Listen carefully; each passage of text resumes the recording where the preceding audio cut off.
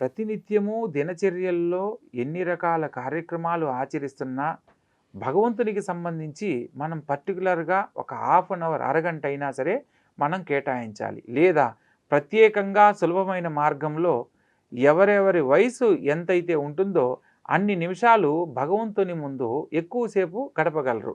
మీరు గమనించండి, 20 ఏళ్ల వయసులో ఉన్నవాడు భగవంతుని దగ్గర ఒక 20 నిమిషాలు మాత్రమే నిలబడగలరు.